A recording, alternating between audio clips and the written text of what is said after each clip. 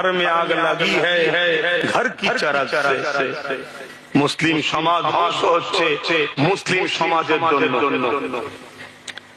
আজকেই দেখছিলাম তোমাদের এই ভাটপাড়ায়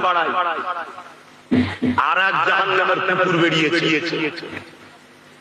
সে জাহান্নামের কুকুর বলছে ইসলাম নাকি বলেছে, আল্লাহ নাকি বলেছে রেপ করা নাকি কি খারাপ নয়, রেপ করা নাকি পাপ নয়, এসব সব বলতে দেখেছেন তো নাকি? শুনে দেখেছেন না? ইসলাম ধর্মে রেপ করাটা কোনো খারাপ কাজ নয়। ইসলাম আল্লাহ নাকি বলেছেন রেপ করা কোনো খারাপ জিনিস নয়।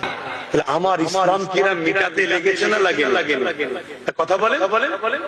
এদের বিরুদ্ধে তোমাদের ভূমিকা কি? এদের বিরুদ্ধে তোমাদের সক্রিয়তা কি?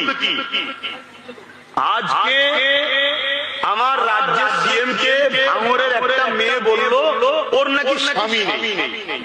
কথাটা ভুলবো? আমার কাছে পাতানি আর মমতার ভাতাননি, ওই জন্য সারা ভাতারের কল ছাড়া করতে। আর সেটা বউদের 10 লাখ 20 লাখ টাকা দিচ্ছে, আর ওই সিভিল পুলিশে চাকরি দিচ্ছে। ওর ভাতার তো নিয়ে ভাতারের মর্যাদা কি বোঝে না তো মমতা? আমিও তো জানি মমতার স্বামী নেই। এই কথাটা খারাপ কথা বুঝছেন না? বলুন খারাপ। এবারে চলতি মানুষ, গ্রাম্য মানুষ স্বামীর জায়গায় একটা গ্রাম্য কথা বলেছে, স্বামীকে হাজবেন্ড বলা হয়। মানুষ বলে আজিব, বাঁদরের বাচ্চা কুকুরের বাচ্চা বলে রেগে যায়, আর বাঘের বাচ্চা বলে মুখ পাক দেয়। মানুষ বড় আজিব, হাজবেন্ড নেই বললে খুশি, স্বামী নেই বললে খুশি, আর গ্রাম্য মানুষ আঞ্চলিক ভাষায় যেন বলে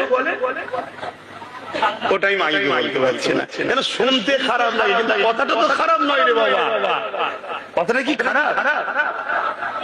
আরে আমি বাংলাদেশে গেছি, আমি ভাই খারাপ লেবেন না, আমি বাংলাদেশে গেছি জলসা করতে, আর একজন বলছে এই হুজুর এসেছে গাঁড় কাটতে দে।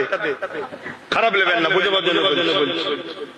আচ্ছা বলুন, এটা যদি এখানে বলা হয় আপনারা বলুন আস্তাগফিরুল্লাহ, কি বাজে।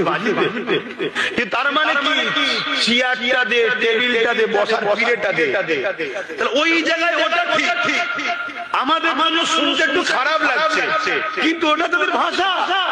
তাহলে গ্রাম্য মানুষের ভাষা, স্বামী হাজবেন্ড কে তারা একটা ভাষাই ডাকে, সেই ভাষাই বলেছে যে তার স্বামী নেই।